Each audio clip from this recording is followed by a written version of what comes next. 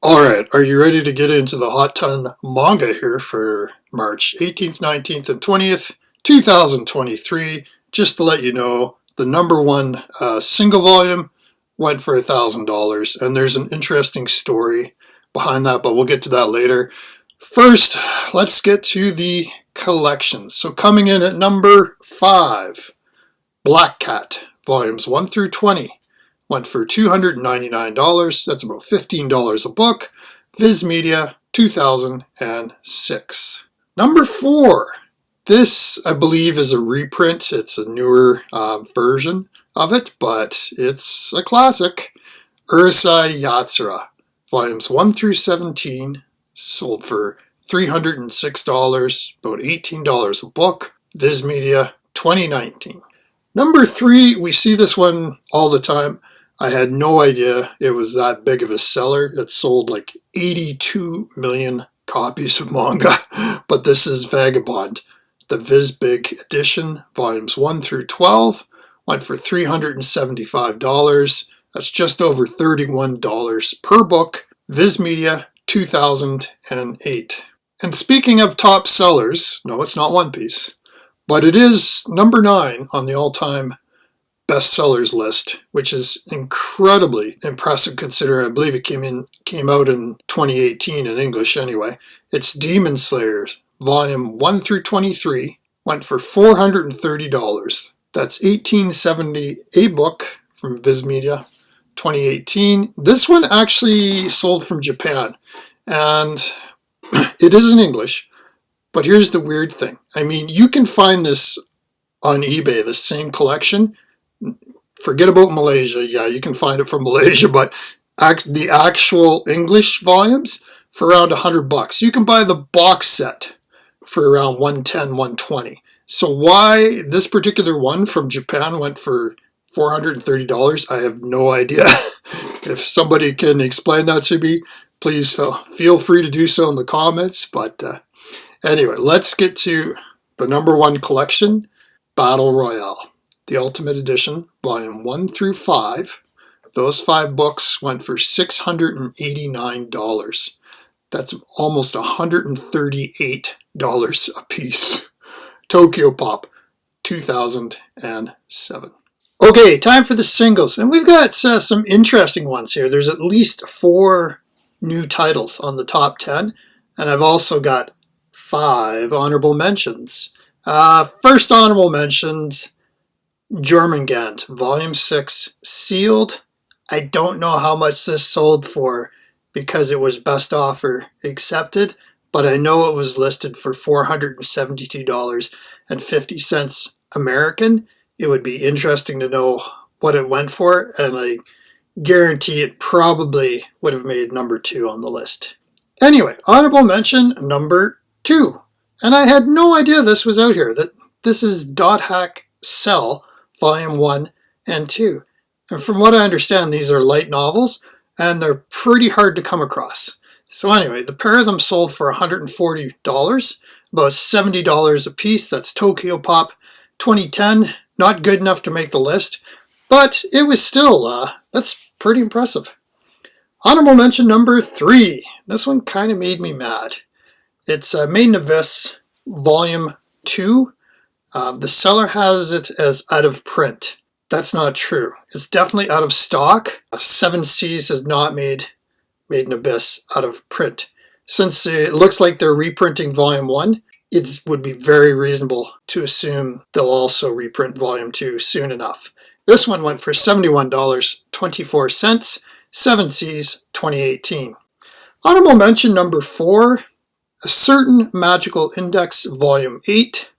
Went for $80. Yen Press, 2017.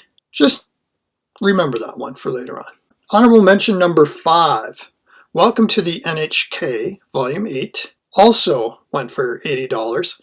Tokyo Pop, 2008. Now what's interesting about this, one just sold around the same time for way cheaper than that. But it's hard to get any sales data on this because it is pretty rare when it sells. So maybe it's worth $80 and somebody got an amazing deal, and maybe it's not. So let's get into the top 10.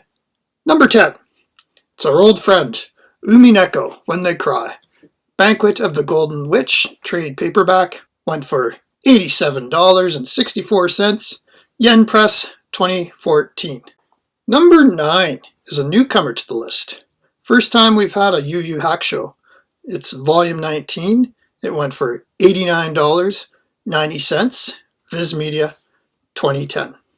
Number 8 we've had before, but it doesn't sell that much. But when it does sell for around the same price. I can say like on February 2nd, which is the last time we saw it, it went for basically the exact same price. This is a Strobe Edge, Volume 6, $89.95, Viz Media, 2013.